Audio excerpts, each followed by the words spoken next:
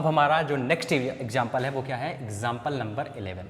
वो कहता है कि निम्नलिखित प्रकार से परिभाषित फलन f के सभी असांतत्य बिंदुओं को ज्ञात कीजिए। मतलब हमें पता करना है कि ये फंक्शन किस पॉइंट पर डिसकंटिन्यूअस है, ये हमको बात बतानी है। और फंक्शन की परिभाषा में इस तरह से दिया है, क्या दिया है कि जब 1 से छोटा है तो फंक्शन हमारा ये है, जब 1 के बराबर है तो फंक्शन हमारा क्या है 0 है, और जब 1 से बड़ा है तो फंक्शन हमारा क्या है x-2 है। मतलब एक प्रकार से आप देख रहे हैं कि 1 के बराबर पर भी परिभाषित है, 1 से छोटे पर भी, 1 से बड़े पर भी, मतलब ये समस्त वास्तविक संख्याओं पर परिभाषित है। तो पहली बात, प्रांत इसका क्या हो जाएगा बताइए, प्रांत इसका हो जाएगा समस्त वास्तविक संख्याएं। तो प्रांत समस्त वास्तविक संख्याएं, समस्त वास्तविक संख्याएं, ये इसका क्या हो जाएंगी, प्रांत हो जाएंगी।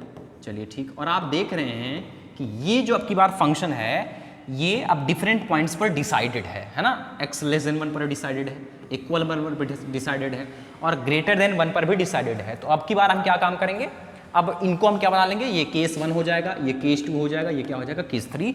तो आइए केस बनाकर हम लोग देख लेते हैं, और अगर हर केस पर कॉन्टिन्यूअस होगा तब तो कॉन्टिन्यूअस है, और जहाँ नहीं होगा वही क्या हो जाएगा हमारा असांतत्य बिंदु हो जाएगा। चलिए पहला केस, चलिए यहाँ पर क्या हो जाएगा दूसरा केस, अब जो बच गया वो क्या हो जाएगा तीसरे केस के लिए। अब सबसे पहले हम ले रहे हैं केस 1, क्या ले रहे हैं केस 1। तो ध्यान से देखेंगे केस 1 क्या है हमारा, जब x की वैल्यू 0 से छोटी है। केस 1 में x की वैल्यू जब 0 से क्या है छोटी है, और जब केस 1 में x की वैल्यू 0 से छोटी है, 1 से छोटी है, तब फंक्शन हमारा क्या है x+2 है। तो f(x) बराबर अब की बार क्या हो जाएगा x+2।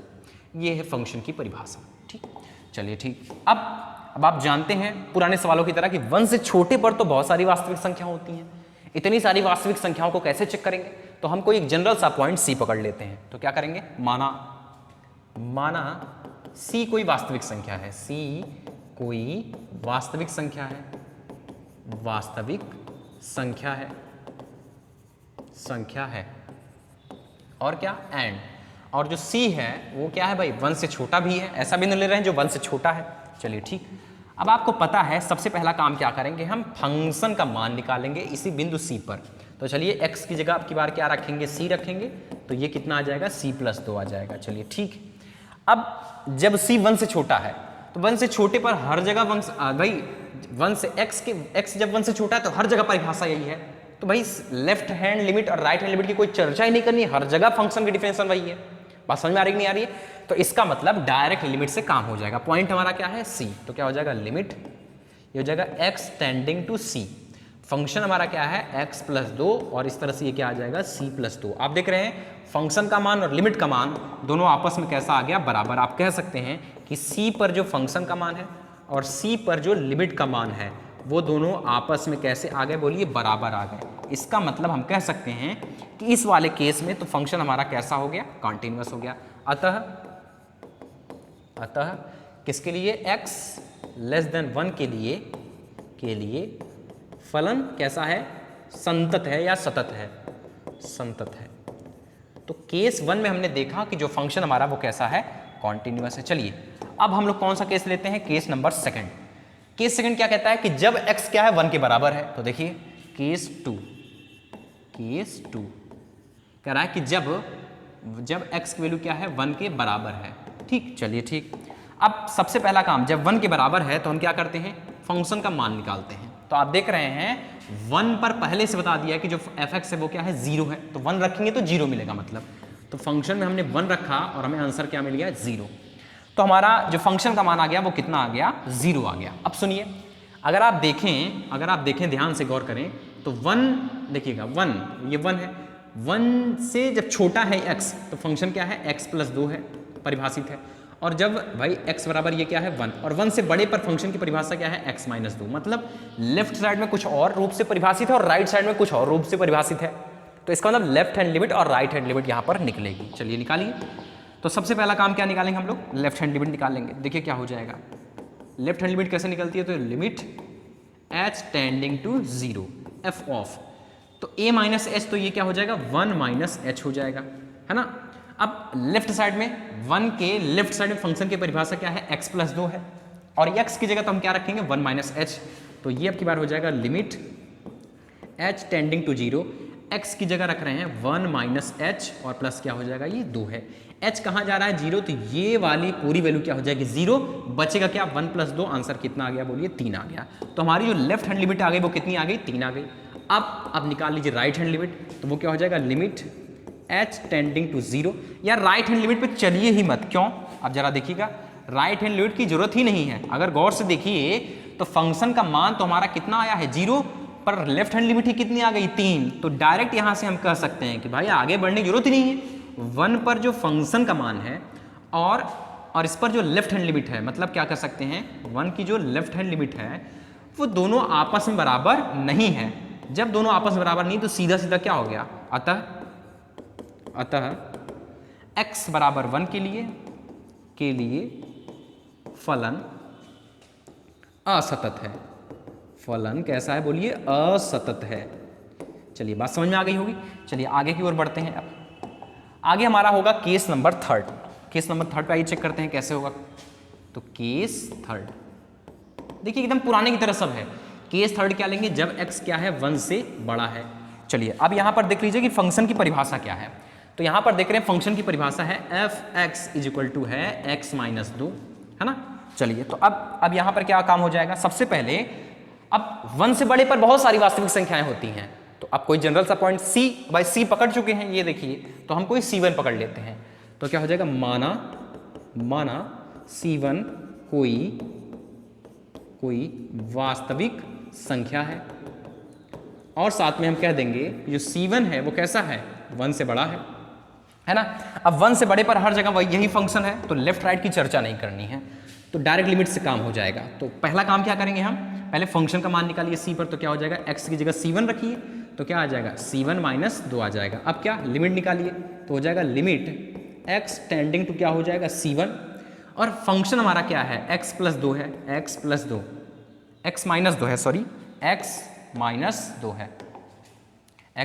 2 है। तो देखिए ये भी अब x की जगह c1, तो ये क्या आ जाएगा, c1 - 2। तो आप देख रहे हैं दोनों ही लोग आपस में कैसे आ गए, बराबर। इसलिए कर सकते हैं अतः x > 1 के लिए फलन हमारा कैसा हो गया, सतत है या संतत है। फलन f(x) कैसा है, संतत है। तो आपसे क्या पूछा है कि असांतत्य की बिंदुओं बताइए। तो बताइए x बराबर 1 पर जो फंक्शन है कैसा है, डिसकंटिन्यूअस, असतत है। तो इसका मतलब जो x बराबर 1 है वो इसका क्या है, असांतत्य बिंदु है। आई बात समझ में। आइए हम लोग अपने अगले एग्जाम्पल पर चलते हैं। जो नेक्स्ट एग्जाम्पल है हमारा वो क्या कह रहा है, ध्यान से देखिए। कह रहा है कि निम्नलिखित फलन के लिए फलन के सातत्य पर विचार कीजिए। तो अब की बार फंक्शन कहाँ परिभाषित है, x < 0 पर, x < 0 पर। मतलब कि अब देखिए अब की बार फंक्शन की परिभाषा क्या है, मतलब कहाँ परिभाषित है, 0 पर नहीं परिभाषित है, 0 से बड़े पर और 0 से छोटे पर। मतलब इसका प्रांत अब की बार क्या हो जाएगा, प्रांत 0 को छोड़कर समस्त वास्तविक संख्या, मतलब non zero real number. Domain इसका क्या हो जाएगा, नॉन जीरो रियल नंबर। और हिंदी में अगर लिखना है तो क्या हो जाएगा, ऋणोत्तर वास्तविक संख्याएं,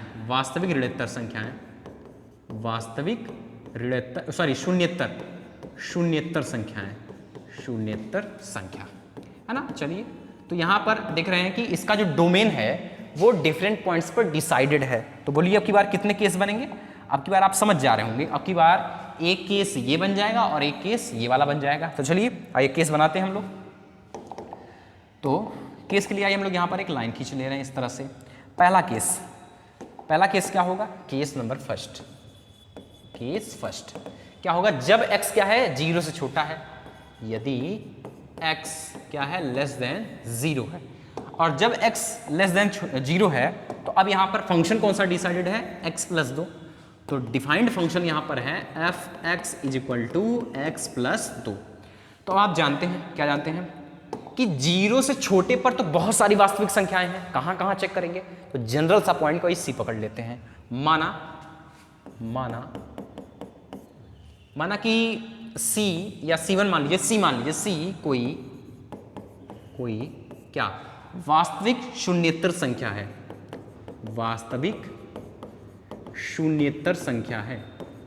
शून्येत्तर संख्या है। साथ में और क्या है भाई, और है C जो है वो 0 से कैसा है, बोलिए छोटा है। चलिए यहाँ तक हमें समझ में आ गया। अब अब हमें पॉइंट मिल गया C। अब पहला काम क्या करेंगे, इस C बिंदु पर फंक्शन का मान निकालिए। तो फंक्शन की परिभाषा ये है, तो क्या हो जाएगा, x की जगह c रखिए तो ये आ जाएगा c+2 आ जाएगा। चलिए ठीक है, अब हर जगह फंक्शन की परिभाषा ये, तो डायरेक्ट लिमिट से काम हो जाएगा। तो अब यहां पर हम क्या लिखेंगे, लिखेंगे limit x tending to c है पॉइंट हमारा, तो यहां लिखेंगे c। फंक्शन हमारा क्या है, x+2 है, तो x की जगह c रखेंगे तो क्या आ जाएगा, c+2। आप देख रहे हैं दोनों ही वैल्यूज c पर फंक्शन का मान और इस पर लिमिट का मान बराबर आ गया, इसलिए क्या हम कहेंगे अतः x लेस देन 0 के लिए फलन कैसा है, फलन संतत है। तो पहले केस में, इस वाले केस में तो फंक्शन हमारा कैसा आ गया, कॉन्टिन्यूअस आ गया। चलिए अब हम लोग बात करते हैं केस नंबर सेकंड, और वो क्या है, ग्रेटर देन 0 है। तो केस टू जब x की वैल्यू क्या है, ग्रेटर देन 0 है। अब बताइए जब ग्रेटर देन 0 है तब फंक्शन की परिभाषा क्या है, तब fx बराबर क्या है बताइए, -x+2 है। चलिए ठीक है, अब फिर से वही काम क्या कि 0 से बड़े पर तो बहुत सारी वास्तविक संख्याएं होती हैं, तो अब कोई जनरल सा पॉइंट पकड़ लेंगे। यहां पर हम लोग c पकड़े तो यहां क्या पकड़ लेंगे, c1। तो क्या कहेंगे, माना c1 कोई कैसी वास्तविक शून्येतर संख्या है, वास्तविक शून्येतर संख्या है, और साथ में आप जानते ही हैं और क्या है, और जो c1 है वो क्या है, 0 से बड़ा है। समझ में आ रहा है। और अच्छा, 0 से बड़े पर हर जगह यही फंक्शन है, तो डायरेक्ट लिमिट से काम हो जाएगा। तो देखिए अब क्या हो जाएगा, अब यहां पर हो जाएगा पहला काम, हमको इस c1 बिंदु पर फंक्शन का मान निकालना है। तो x की जगह हम क्या रख दे रहे हैं, बोलिए c1, तो आ जाएगा -c1 प्लस क्या आ जाएगा, 2 आ जाएगा। और सुनिए अब यहीं पर हम क्या निकाल दे रहे हैं, लिमिट। तो क्या हो जाएगा, लिमिट x कहाँ टेंड करेगा बताइए, c1 पर।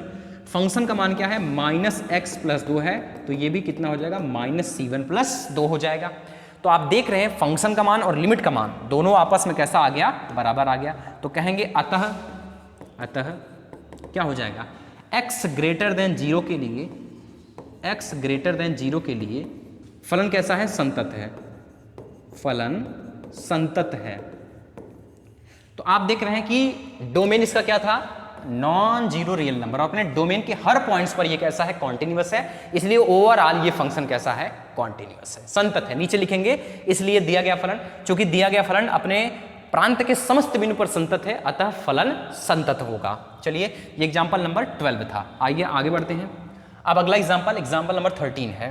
क्या कह रहा है कि निम्नलिखित फलन के सातत्य पर विचार कीजिए। क्या, x 0 के बराबर से बड़े पर x ही है, x लेस देन 0 पर क्या है, x² है। तो देखिए कहाँ डिफाइंड फंक्शन है, देखिए x बराबर 0 पर भी फंक्शन क्या है, बोलिए x ही है। x जब 0 से बड़ा है, 0 से बड़े पर फंक्शन क्या है, x ही है, और जब x 0 से छोटा है तब फंक्शन क्या है बताइए, x² है। तो 0 से बड़ा और 0 से छोटा, मतलब इसका प्रांत क्या हो जाएगा, समस्त वास्तविक संख्याएं हो जाएंगी। तो ये समस्त वास्तविक संख्याओं के लिए परिभाषित है, इसलिए इसका प्रांत क्या हो जाएगा, समस्त वास्तविक संख्या। तो प्रांत तो हमें पता चल गया। तो अब देखिए ये जो फंक्शन है ये अपने प्रांत के डिफरेंट पॉइंट्स पर डिसाइडेड है, तो ये केस बन जाएंगे इसके। तो देखिए क्या हो जाएगा, अब की बार हम लोग यहाँ पर कितने केस बनेंगे बताइए, 3 केस बनेंगे। अब तो आदत हो जानी चाहिए, अब तो इतने क्वेश्चन हम लोग इस पर आधारित कर चुके हैं कि अब इसकी आदत बन जानी चाहिए। चलिए हम लोग सबसे पहले केस की ओर बढ़ते हैं। जो पहला केस है हमारा वो क्या है, x जब 0 से बड़ा है, तो केस नंबर फर्स्ट ले रहे हैं। केस फर्स्ट क्या हो जाएगा, जब x जो है वो 0 से बड़ा है। बताइए 0 से बड़े पर फंक्शन कौन सा परिभाषित है, तो fx बराबर x के रूप में परिभाषित है। चलिए ये हो गया। अब आप फिर वही कहानी, अब यहाँ पर कोई जनरल सा पॉइंट, भाई x 0 से बड़े पर तो बहुत सारे पॉइंट्स होंगे, सब पर कहाँ चेक कर पाएंगे, तो कोई जनरल पॉइंट c पकड़ लो। माना c कोई वास्तविक संख्या है, c कोई वास्तविक संख्या है, और साथ में c कैसा है, c भाई 0 से बड़ा भी है। हाँ, अब हर 0 से बड़े पर हर जगह फंक्शन क्या है, fx बराबर x ही है, तो डायरेक्ट लिमिट से हमारा काम हो जाएगा, है ना। तो चलिए अब यहाँ पर सबसे पहला काम क्या करेंगे, सबसे पहला काम करने चल रहे हैं हम लोग, इस c पर फंक्शन का मान निकालेंगे, इसी पर हम लोग फंक्शन का मान निकालेंगे। तो x की जगह क्या रखेंगे c, तो हो जाएगा f ऑफ c, और ये भाई अंदर जो रखेंगे बाहर वही मिल रहा है, तो हमें बाहर भी क्या मिल जाएगा, c मिल जाएगा। चलिए ठीक, अब अगला काम हम लोग क्या करेंगे कि लिमिट निकाल दे रहे हैं, तो लिमिट क्या हो जाएगा, x tending to c, function हमारा क्या है, x है, तो ये भी बताइए क्या आ जाएगा, c ही आ जाएगा। बात समझ आ रही? तो दोनों ही चीज़ आपस में कैसी आ गई, बराबर आ गई। तो हम क्या कहेंगे, अतः क्या हो जाएगा, x ग्रेटर देन जीरो के लिए, x ग्रेटर देन जीरो के लिए फलन कैसा होगा, संतत है, फलन संतत है। बोली बात समझ में आ गई? चलिए अब हम लोग चलते हैं अपने केस नंबर सेकंड पर। केस नंबर सेकंड क्या कहता है, जब x की वैल्यू जीरो के बराबर है। तो चलिए केस टू ये क्या हो जाएगा, जब x की वैल्यू जीरो के क्या है, बराबर, और जब जीरो के बराबर है तब देखिए फंक्शन की परिभाषा क्या है, तब फंक्शन की परिभाषा अब भी यही है, क्या, f(x) बराबर x है, तो अब भी परिभाषा f(x) बराबर x ही है। चलिए ठीक, तो अब क्या करेंगे, सबसे पहला काम, इस पॉइंट पर x बराबर जीरो पर फंक्शन का मान क्या होगा, तो x की जगह जीरो रखिए तो हमें क्या मिल जाएगा, जीरो मिल जाएगा, मतलब फंक्शन का मान कितना आ गया, जीरो आ गया। चलिए ठीक, अब आप देख रहे हैं कि जीरो के लेफ्ट साइड में फंक्शन की परिभाषा कुछ और है और जीरो के राइट साइड में फंक्शन की परिभाषा कुछ और है, मतलब लेफ्ट हैंड लिमिट निकालिए, राइट हैंड लिमिट निकालिए, तो क्या हो जाएगा आपकी बात हो जाएगा लिमिट, ये लिखेंगे हम क्या, h tending to zero, left side में फंक्शन की परिभाषा क्या है, एक्स स्क्वायर, तो ये हो जाएगा एक्स स्क्वायर, सॉरी कैसे होगा, हम लोग क्या रखते हैं लेफ्ट साइड के लिए जीरो माइनस एच, ए माइनस एच करते थे, तो यहाँ पे क्या करेंगे बोलिए, जीरो माइनस एच करेंगे, है ना, फंक्शन क्या, F of zero minus H करेंगे। तो अब देखिए, अब ध्यान से देखेंगे, जीरो माइनस एच का मतलब क्या है, माइनस एच, और लेफ्ट साइड में फंक्शन हमारा क्या है, एक्स स्क्वायर है, तो एक्स की जगह हम कितना रख देंगे, माइनस एच, तो देखिए ये क्या हो जाएगा, ये हो जाएगा limit h tending to zero, minus h रखना है और x की जगह रखना है, तो हो जाएगा माइनस एच का होल स्क्वायर। भाई जीरो रखेंगे तो आंसर कितना आ जाएगा हमारा, लेफ्ट हैंड लिमिट कितना आ गया, जीरो आ गया।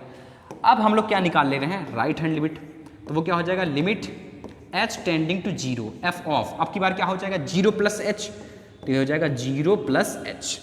तो राइट साइड में फंक्शन की परिभाषा क्या है, x है, एफ एक्स बराबर x है, तो मतलब जो रखेंगे वही मिल जा रहा है, तो h रखेंगे h ही मिल जाएगा, तो ये क्या हो जाएगा, लिमिट ये हो जाएगा h टेंडिंग टू जीरो, और जो रखेंगे वही मिलेगा, मतलब क्या मिल जाएगा h, और ये भी कितना आ गया, जीरो गया। आप देख रहे हैं, क्या देख पा रहे हैं कि इस जीरो पर जो फंक्शन का मान है, और इस जीरो पर जो लेफ्ट हैंड लिमिट है, और इस जीरो पर जो राइट हैंड लिमिट है, ये तीनों आपस में कैसे आ गए बताइए, बराबर आ गए।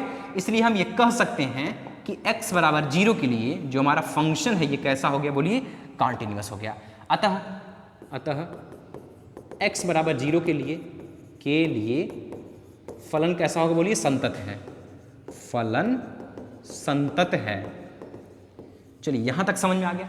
आइए अब हम लोग कौन सा केस पकड़ते हैं, केस नंबर थर्ड पकड़ते हैं। ध्यान से देखिए, केस नंबर थर्ड हमारा क्या होगा, केस थर्ड है जब x की वैल्यू क्या है, लेस देन जीरो है। अब जरा गौर से देखिए, जब x की वैल्यू जीरो से छोटी है तो फंक्शन की परिभाषा क्या है, एफ एक्स बराबर एक्स स्क्वायर है। अब की बार फंक्शन की परिभाषा है एफ एक्स बराबर एक्स स्क्वायर। चलिए आइए हम लोग करते हैं काम। तो अब भाई जीरो से छोटे पर तो बहुत सारे पॉइंट्स, बहुत सारे रियल नंबर्स होंगे, तो कहाँ कहाँ चेक करेंगे, तो कोई जनरल सा पॉइंट पकड़ लीजिए, यहाँ C पकड़ लिए तो यहाँ क्या पकड़ लीजिए, C1। तो क्या माना C1 कोई वास्तविक संख्या है, कोई वास्तविक संख्या है, और साथ में क्या हो जाएगा, और साथ में जो C1 है वो क्या है, जीरो से छोटा भी है। तो अब जीरो से छोटे पर हर जगह फंक्शन यही है, तो डायरेक्ट लिमिट से काम हो जाएगा। पहला काम, इस C1 पर फंक्शन का मान निकालिए, तो x की जगह क्या रख देंगे, C1 रख देंगे, तो ये क्या आ जाएगा, C1 का स्क्वायर आ जाएगा। लिमिट निकाल लीजिए तो क्या हो जाएगा, लिमिट x टेंडिंग टू क्या हो जाएगा, C1, फंक्शन हमारा क्या है, एक्स स्क्वायर, तो ये भी क्या आ जाएगा, C1 का स्क्वायर। आप देख पा रहे हैं इस बिंदु पर फंक्शन का मान और इस बिंदु पर लिमिट का मान दोनों बराबर आ गया, तो हम क्या कहेंगे, x लेस देन जीरो के लिए फंक्शन संतत है। अतः x लेस देन जीरो के लिए फलन कैसा होगा, संतत होगा, फलन संतत है। बोलिए बात समझ में आए कि नहीं आए। तो आप देख रहे हैं डोमेन के हर पॉइंट्स पर जो फंक्शन दिया है वो कैसा है, कॉन्टिन्यूअस है, इसलिए लिखेंगे ओवरऑल ये फंक्शन कैसा होगा, कॉन्टिन्यूअस होगा। चलिए अब हम लोग एग्जाम्पल नंबर 14 पर चलते हैं। कह रहा है कि दर्शाइए, क्या दर्शाना है बताइए, कि प्रत्येक बहुपद फलन कैसा होता है, संतत होता है। प्रत्येक बहुपद फलन, आइए देखते हैं कैसे इसको हम लोग क्वेश्चन करेंगे। सबसे पहले एक बहुपद फलन किस टाइप का होता है, और आप विशेष बात देखिए कि अब की बार जो फंक्शन दिया है वो डिफरेंट पॉइंट पर डिसाइडेड नहीं है, मतलब अब की बार डिफरेंट केस नहीं बनने वाले हैं। देखिए हमारा जो बहुपद फलन होता है वो किस टाइप का होता है, वो कुछ इस टाइप का होता है। कैसे होता है, ध्यान से देखेंगे, कुछ इस तरह से होता है कि fx इक्वल टू होता है a0 plus a1x plus a2x square plus a3x cube plus dot dot dot plus क्या हो जाएगा an x की पावर क्या हो जाएगा n हो जाएगा। और आप जानते हैं यहाँ पर जो a0 a1 a2 a3 ये सब है, और आप जान रहे हैं यहाँ पर a0 a1 मतलब कहाँ an तक लेकर ये सब के सब क्या हैं, रियल नंबर्स हैं, वास्तविक संख्या है, वास्तविक संख्या से बिलोंग करती हैं। और आपको पता है कि an जो है वो नॉट इक्वल टू क्या है, 0 है, ये भी आप जान रहे हैं। तो देखिए ये मान लीजिए ये हमारा क्या है, एक बहुपद फंक्शन है, और आप देख रहे हैं कि यहाँ पर x के लिए हम कोई भी वैल्यू रख सकते हैं, कोई भी वास्तविक संख्या रख सकते हैं, मतलब ये समस्त वास्तविक संख्याओं के लिए परिभाषित होता है। तो अगर बात करें इसके प्रांत की, तो इसका प्रांत क्या हो जाएगा, समस्त वास्तविक संख्या। तो इसका प्रांत हो गया समस्त वास्तविक संख्या हो जाएंगे इसका प्रांत। चलिए यहाँ तक बात समझ में आ गई। अब गौर से देखिएगा एकदम क्या, तो भाई वास्तविक संख्या बहुत सारी होती हैं, तो कोई एक जनरल सा पॉइंट सी पकड़ लेंगे। तो क्या कहेंगे, माना सी कोई वास्तविक संख्या है, सी कोई वास्तविक संख्या है, सी कोई वास्तविक संख्या है। चलिए यहाँ तक बात समझ में आई। अब हमने एक पॉइंट क्या पकड़ लिया, सी पकड़ लिया। तो अब इसी पर पहला काम, भाई समस्त वास्तविक संख्याओं के लिए यही फंक्शन है, तो left hand limit right hand limit के चक्कर में ही नहीं पड़ेंगे, डायरेक्ट लिमिट से काम हो जाएगा। पहला काम, फंक्शन का मान निकालिए, किस पर, बिंदु सी पर। तो क्या हो जाएगा बोलिए, हो जाएगा क्या, a0 प्लस क्या हो जाएगा a1 c प्लस क्या हो जाएगा a2 c स्क्वायर प्लस क्या हो जाएगा a3 c क्यूब हो जाएगा प्लस डॉट डॉट डॉट कहाँ तक an c की पावर क्या हो जाएगा n। ये हमारा फंक्शन का मान आ गया। चलिए लिमिट का मान निकाल लीजिए। देखिए लिमिट का मान क्या हो जाएगा, गौर से देखिए। तो लिमिट आपकी बार x कहाँ टेंड करेगा बताइए, c पर, तो ये c हो गया। फंक्शन हमारा क्या है, a0 plus a1x plus a2x plus कहाँ तक जाएगा, anx की पावर n तक जा रहा है। चलिए अब हमारा जो x है वो कहाँ टेंड कर रहा है, c पर, मतलब x की जगह c रख दीजिए। तो ये क्या आ जाएगा, a0 plus a1c plus a2c square plus क्या हो जाएगा a3c क्यूब हो जाएगा plus dot dot dot plus हमारा क्या आ जाएगा anc to the power n आ जाएगा। अब आप गौर से देखिए कि बिंदु C पर फंक्शन का मान और बिंदु C पर ही लिमिट का मान, मतलब देखिए इस पर फंक्शन का मान और इस पर जो लिमिट का मान है ना, फंक्शन की जो लिमिट है वो दोनों आपस में कैसी आ गई बोलिए, बराबर आ गई। और जैसी बराबर आ गई तुरंत आप कह सकते हैं कि दिया गया फंक्शन कैसा है, सतत है। अतः फलन fx किस प्रकार का फंक्शन है, सतत फलन है। या बहुपद फलन कैसा होता है, सतत फलन होता है। तो ये एक प्रकार का सतत फंक्शन है। हमारा अगला एग्जाम्पल कहता है, एग्जाम्पल नंबर 15 है, कहता है कि fx बराबर स्क्वायर ब्रैकेट में x द्वारा परिभाषित महत्तम पूर्णांक फलन के असांतत्य के समस्त बिंदु पर विचार कीजिए। मतलब हमें बताना है कि किस किस पॉइंट पर ये डिसकंटिन्यूअस होता है। तो आपको अगर इंट्रोडक्शन का पहला वीडियो अगर माइंड में हो तो हमने इसकी चर्चा की थी, हमने दिखाया था कि ये समस्त पूर्णांकों पर ये कैसा था, डिसकंटिन्यूअस था। तो अब हमको यही चर्चा मैथमेटिकली करनी है। ध्यान समझिए, सबसे पहले ये पूर्णांक फलन, ये महत्तम पूर्णांक फलन क्या होता है आप ये समझ लीजिए। देखिए क्या होता है कि इसमें अगर कोई पूर्णांक डालेंगे, जैसे x की जगह हम कोई पूर्णांक डालते हैं, 1 डाल रहे हैं तो हमें बाहर क्या देता है 1। अगर x की जगह 2 डाल रहे हैं तो बाहर हमें क्या देगा 2। मतलब अगर कोई पूर्णांक डालेंगे तो हमेशा हमें क्या देगा, एक पूर्णांक देगा। और कोई अगर अपूर्णांक डालेंगे, अपूर्णांक का मतलब जैसे मान लीजिए कि 1.2 डाल रहे हैं, ये अपूर्णांक है ना, तो ये क्या, उससे जस्ट पहले वाला पूर्णांक, इससे जस्ट पहले वाला क्या है 1 है, ये देगा। जैसे मान लीजिए हम क्या डाल रहे हैं, -6.9 डाल रहे हैं, तो इससे जस्ट पहले वाला पूर्णांक क्या है बोलिए, -7 है, तो -7 हमको देगा। तो जब पूर्णांक डालेंगे तो पूर्णांक देगा, और जब कोई अपूर्णांक डालेंगे उससे जस्ट पहले वाला पूर्णांक देगा। ये क्या होता है, महत्तम पूर्णांक फलन। लेकिन आप जान रहे हैं कि इसमें समस्त जितने भी x, जो भी वास्तविक संख्या आप जानते हैं सब इसमें रख सकते हैं। बात समझ में नहीं आ रही है? इसका मतलब ये जो फंक्शन है ये समस्त वास्तविक संख्याओं के लिए परिभाषित है। तो बताइए इसका प्रांत अब क्या हो जाएगा? बताइए प्रांत क्या हो जाएगा? समस्त वास्तविक संख्या। तो हम यहाँ पर लिख दे रहे हैं इसका प्रांत क्या है? प्रांत हो गया समस्त वास्तविक संख्याएं, समस्त वास्तविक संख्याएं, वास्तविक संख्याएं। अब भाई अब वास्तविक संख्या तो बहुत सारी होती हैं, कहाँ कहाँ चेक करेंगे?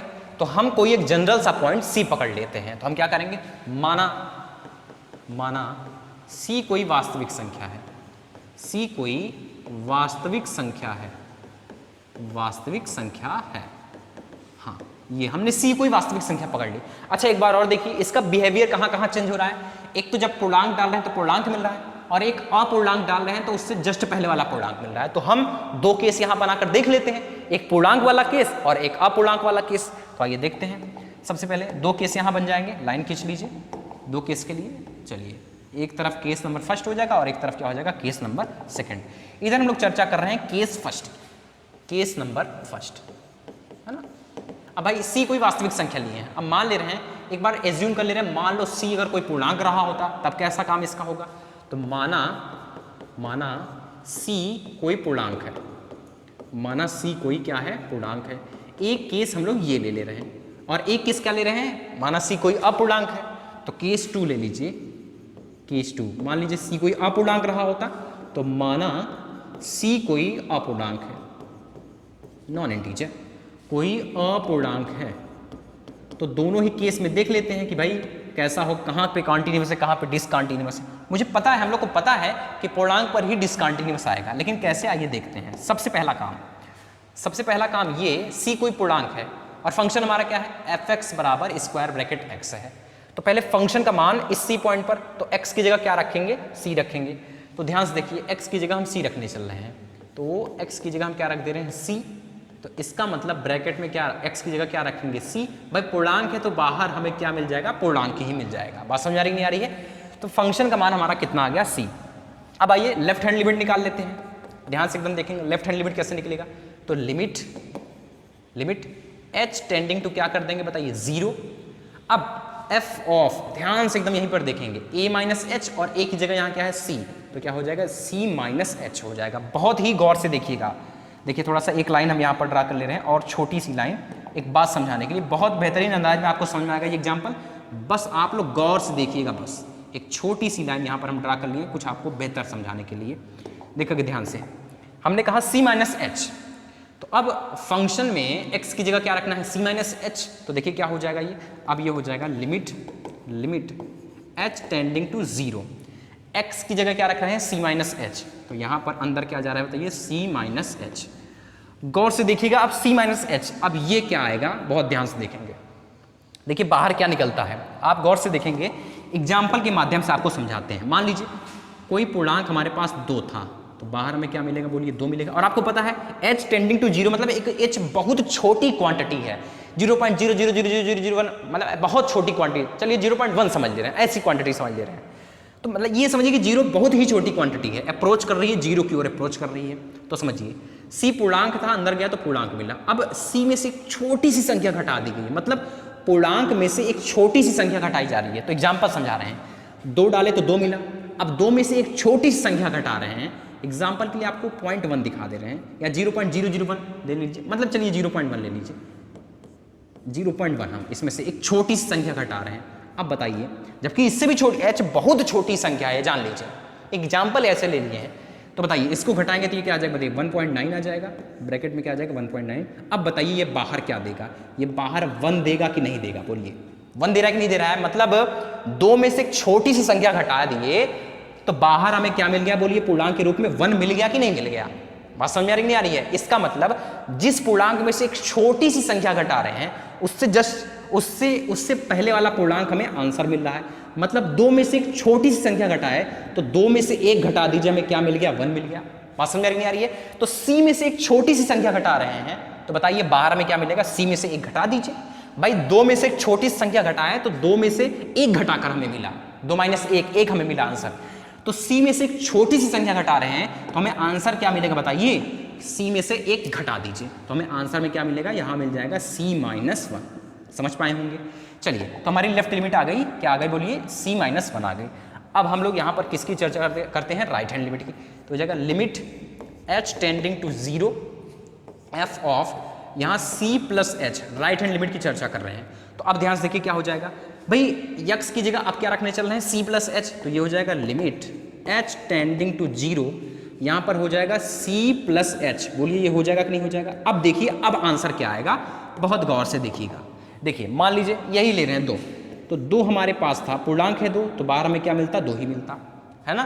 तो अब ध्यान से देखिएगा, अब अगर 2 में एक छोटी सी कोई संख्या जोड़ दें, तो मान लीजिए 0.1 ही जोड़ दे रहे हैं, 0.1, जबकि और हम छोटी 0.0, चलिए 0.01 ले रहे हैं, एक बहुत छोटी संख्या जोड़ रहे हैं। तो बताइए ये क्या हो जाएगा, ये हो जाएगा 2.01। बोलिए हो जाएगा कि नहीं हो जाएगा। अब ये अपूर्णांक आ गया, अब इससे जस्ट पहले वाला, मतलब इसका आंसर बताइए क्या आएगा, 2 आएगा कि नहीं आएगा। तो मतलब अगर पूर्णांक में कोई छोटी सी संख्या जोड़ देंगे तब भी हमें आंसर क्या मिल रहा है, वही पूर्णांक मिल रहा है। तो सी भी तो एक पूर्णांक है, इसमें एक छोटी सी संख्या जोड़ रहे हैं तो बाहर हमें क्या मिलेगा, यही सी मिल जाएगा।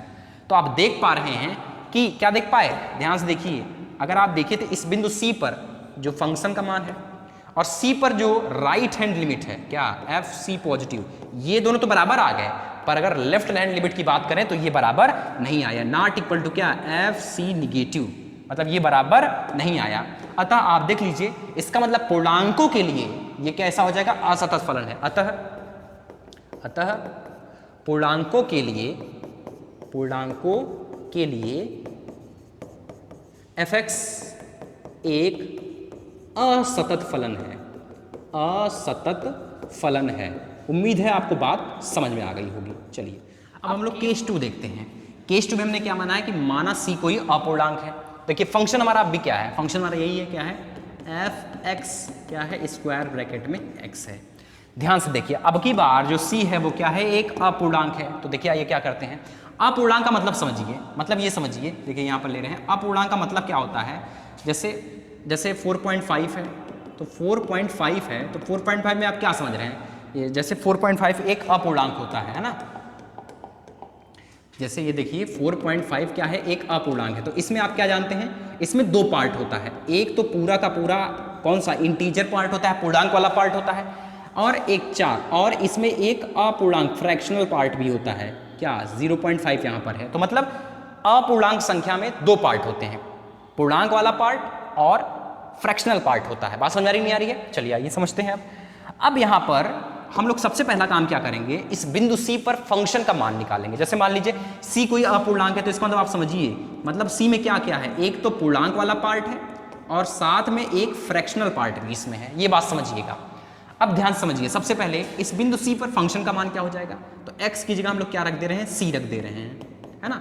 तो जब C रखेंगे तो ये क्या हमें दे देगा, ये C का पूर्णांक वाला पार्ट। भाई C कोई अपूर्णांक है, जब x की जगह क्या रखे C, तो हमें बाहर क्या देगा, C के पूर्णांक वाला भाग देगा कि नहीं देगा, बिल्कुल देगा। तो अब हम लोग क्या निकालने चल रहे हैं, लेफ्ट हैंड लिमिट निकालने चल रहे हैं। तो दूसरा काम अब क्या करेंगे, लेफ्ट हैंड लिमिट निकालिए। तो अब क्या करेंगे, limit h tending to 0 f of क्या हो जाएगा, left hand limit c minus h हो जाएगा। अब ध्यान से देखिए, फंक्शन में आपकी जगह x की जगह क्या रखने चल रहे हैं, c माइनस h। तो ध्यान से देखिएगा, लिमिट h टेंडिंग टू 0, और ये अब की बार क्या हो जाएगा, c माइनस h हो जाएगा। ध्यान से एकदम देखेंगे, देखिए जो c है वो पहले से अपूर्णांक है, और उसमें से एक छोटी सी वैल्यू घटा दी गई है, तो अब भी ये क्या है, अपूर्णांक है। तो अब ये जब बाहर निकलेगा तो इसका पूर्णांक वाला पार्ट ही बाहर निकलेगा। तो इसका मतलब इसका पूर्णांक वाला पार्ट क्या है, c। मान लीजिए c इसका क्या है, मतलब ब्रैकेट है, स्क्वायर ब्रैकेट में c लिखने का मतलब इसका पूर्णांक वाला पार्ट बाहर निकला। बात समझ आ रही नहीं आ रही है, चलिए अब ध्यान से देखिए। अब केस नंबर 3 देखते हैं, वो क्या हो जाएगा, limit h tending to 0 f of right hand limit c plus h। फिर से वही बात, c पहले से एक अपूर्णांक है और उसमें एक छोटी सी वैल्यू h जोड़ दी गई, छोटी सी वैल्यू एकदम से h जोड़ी गई है। तो बताइए ये पहले से अपूर्णांक है, अब बताइए x की जगह आप क्या जा रहा है, c प्लस h जा रहा है, तो ये क्या हो जाएगा, लिमिट ये हो जाएगा h टेंडिंग टू 0, और x की जगह जा रहा है c प्लस h, तो ये हो जाएगा c प्लस h। देखिए c पहले से अपूर्णांक है और उसमें एक छोटी संख्या जोड़ी गई, अब भी ये अपूर्णांक है, तो इसका पूर्णांक वाला पार्ट कौन सा, इसका पूर्णांक वाला पार्ट बाहर निकलेगा, तो इसका पूर्णांक वाला पार्ट क्या है, c। तो समझ लीजिए कि ये स्क्वायर ब्रैकेट लगाने के मतलब पूर्णांक वाला पार्ट बाहर निकला। तो आप देख रहे हैं आपकी बार फंक्शन का मान, लेफ्ट हैंड लिमिट और राइट हैंड लिमिट तीनों आपस में कैसे आ गए, बराबर आ गए। तो भाई ये देखिए सी में दो पार्ट थे ना, एक फ्रैक्शनल, एक पार्ट कौन था, पूर्णांक वाला पार्ट था, एक फ्रैक्शनल पार्ट था। तो यही वाला पार्ट हर जगह बाहर निकला, यहाँ भी बाहर निकला, यहाँ भी बाहर निकला। तो देखिए ध्यान से अब क्या हो जाएगा, इसका मतलब आप देख रहे हैं फंक्शन का मान, left hand limit, right hand limit तीनों बराबर आ गई, इसलिए कहेंगे अतः अपूर्णांकों के लिए